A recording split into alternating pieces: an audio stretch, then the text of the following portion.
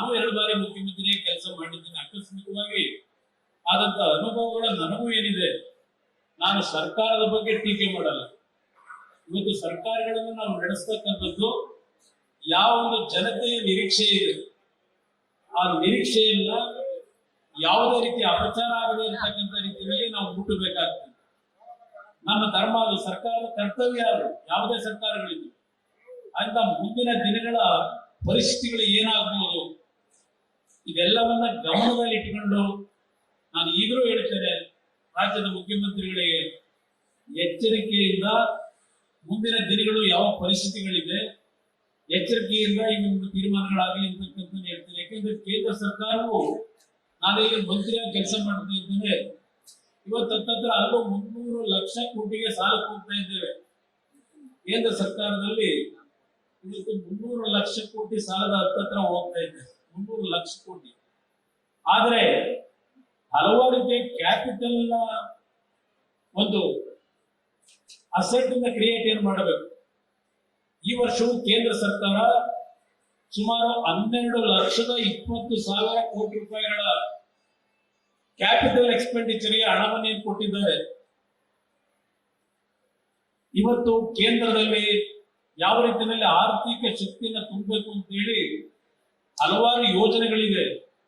ಅದನ್ನ ಸರಿಯಾದ ರೀತಿ ನಾವು ಸದ್ಬಳಕೆ ಮಾಡ್ತಾ ಇಲ್ಲ. ಸರಿಯಾಗಿ ಅದನ್ನ ಸರಿಯಾದ ರೀತಿಯಲ್ಲಿ ಯಾವುದೇ ಲೋಪಗಳಿಗೆ ಅವಕಾಶ ಕೊಡದೆ ಉತ್ತಮವಾದ ರೀತಿಯಲ್ಲಿ ಆ ಕಾರ್ಯಕ್ರಮಗಳು ಜನತೆಗೆ ತಲುಪಿದರೆ ಹಲವಾರು ಬದಲಾವಣೆಗಳನ್ನು ತರಲಿಕ್ಕೆ ಸಾಧ್ಯ ಇದೆ.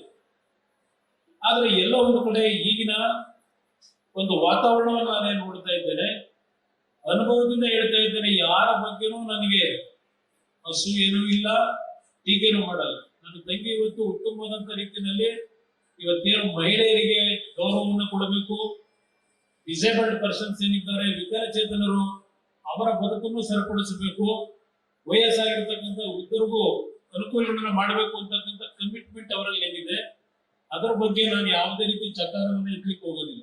ಆದ್ರೆ ನಾವು ಮುಂದಿನ ದಿನಗಳಲ್ಲಿ ಏನ್ ಪರಿಸ್ಥಿತಿಗಳನ್ನ ಎದುರಿಸಬೇಕಾಗ್ತದೆ ಅದನ್ನ ಸರಿಪಡಿಸ್ಕೊಳ್ತಕ್ಕಂಥ ನಿಟ್ಟಿನಲ್ಲಿ ಕೂತು ಚರ್ಚೆ ಮಾಡಿ ತೀರ್ಮಾನ ಮಾಡಿ ಅಂತಕ್ಕಂಥ ಒಂದು ಮನವಿ ನಾನು ಮಾಡ್ತಾ ಇದ್ದೇನೆ ಅಷ್ಟೇ ಹೊರತು ಟೀಕೆಗಾಗಿ ನಾನು ಈ ಮಾತುಗಳನ್ನು ಹೇಳ್ತಿಲ್ಲ.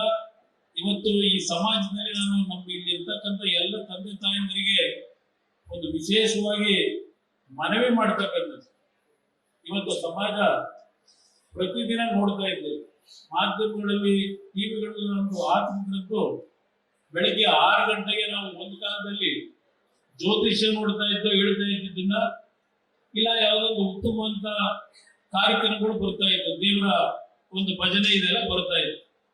ಆದ್ರೆ ಇವತ್ತೇನಾದ್ರು ಬೆಳಿಗ್ಗೆ ನಿದ್ದೆ ಬರುತ್ತೆ ಏನಾದ್ರು 6 ಗಂಟೆಗೆ ಅಂತ ಟಿವಿ ಹಾಕಿದ್ರೆ ಅಲ್ಲೆಲ್ಲೋ ಒಂದು ಅಕ್ರಮವಾದಂತ ಒಂದು ಘಟನೆಗಳಿಂದ ಕೊಲೆ ಆದಂಥದ್ದು, ಹಲವಾರು ರೀತಿಯ ಅಹಿತಕರ ಘಟನೆಗಳು ನಡೆದಿರ್ತಕ್ಕಂಥ ವಿಷಯಗಳೇ ಇವತ್ತು ಮಾಧ್ಯಮದಲ್ಲಿ ನಾವು ಕಾಣ್ತಾ ಇದ್ದೀವಿ.